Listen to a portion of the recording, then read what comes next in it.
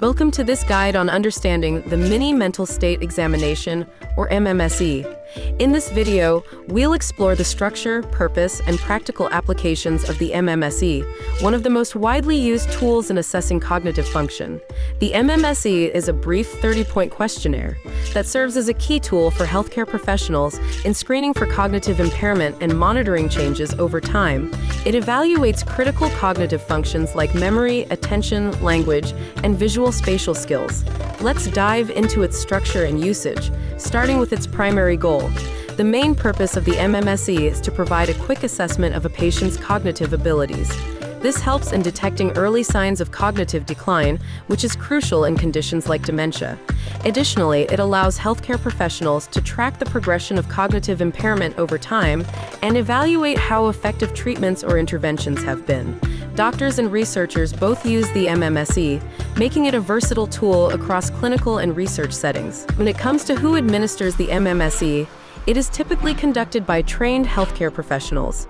These include physicians like neurologists, psychiatrists, general practitioners, nurses, psychologists, and even occupational therapists. It is performed in diverse settings like hospitals, clinics, and long-term care facilities to ensure standardized administration. Let's now move on to some specific situations where administering the MMSE becomes particularly useful. These include the initial assessment of patients presenting with memory complaints, monitoring cognitive changes, preoperative evaluations, and even after events like strokes or head injuries. In elderly patients or those on medications affecting cognition, this can be a valuable routine checkup tool. Clinical suspicions prompting an MMSE are usually related to cognitive issues such as Alzheimer's disease, vascular dementia, or even psychiatric conditions like schizophrenia. The MMSE can help screen for neurological disorders such as Parkinson's, Huntington's disease, or cognitive changes due to substance use. With that context in mind, let's look at the structure of the MMSE. The test covers a total of 30 points, which are divided across several key cognitive domains. It tests orientation to time and place, memory, attention, language, and motor activities. The entire test is completed in about 10 minutes and involves standardized instructions to ensure consistency. Now, let's take a closer look at how the MMSE assesses orientation to time. In this section, the examiner asks the patient 5 questions about the current date and time. Each correct answer, such as the correct year or day of the week, scores the patient 1 point, with a maximum of 5 points in this section. This is followed by orientation to place, where patients are asked about their current location. For instance, they might be asked, "What country are we in?" or "What floor of the building are we on?" Once again, scoring is 1 point for each correct answer, with a maximum of 5 points available.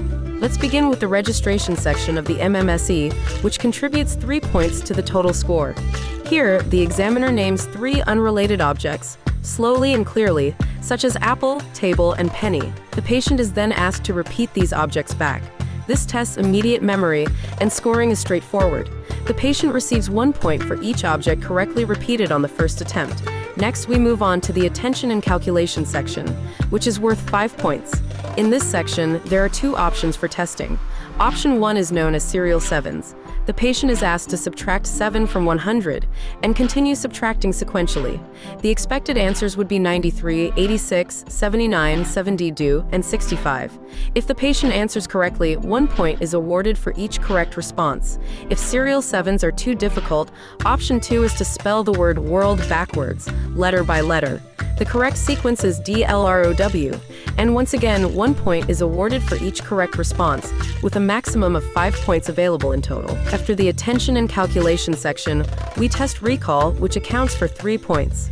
In this section, the patient is asked to recall the 3 objects that were mentioned during registration earlier in the exam. This tests the patient's short-term memory retention. Scoring is the same as in the registration phase.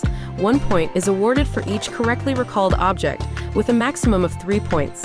The language and praxis section, worth a total of 9 points, assesses various cognitive functions. First is naming, which accounts for 2 points. The examiner shows the patient 2 common objects like a wristwatch and a pencil, and the patient is asked to name them. Each correct name is worth 1 point. Next is repetition, worth 1 point. The patient is asked to repeat a specific phrase, no ifs, ands, or buts. If the phrase is repeated correctly on the first attempt, 1 point is awarded.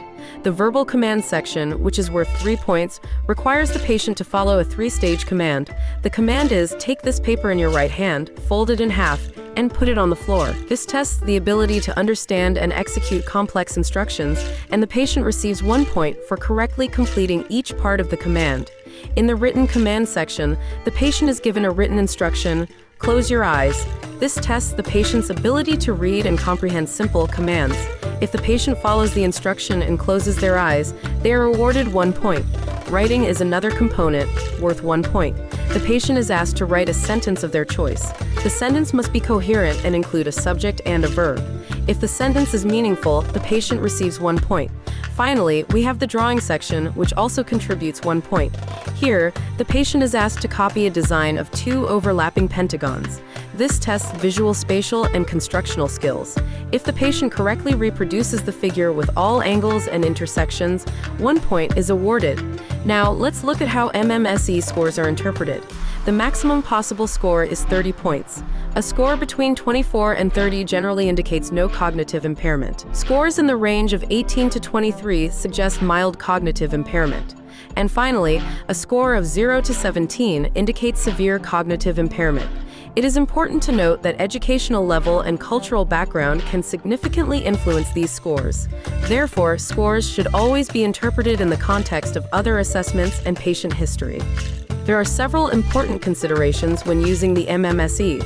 For example, patients with lower levels of education may score lower even in the absence of cognitive impairment. Cultural and language differences can also impact how well the patient understands and responds to the test. Additionally, sensory impairments like hearing or vision loss can affect performance. The patient's mood and willingness to cooperate also play a crucial role in the test's outcome. It is also important to remember that the MMSE is not a standalone diagnostic tool.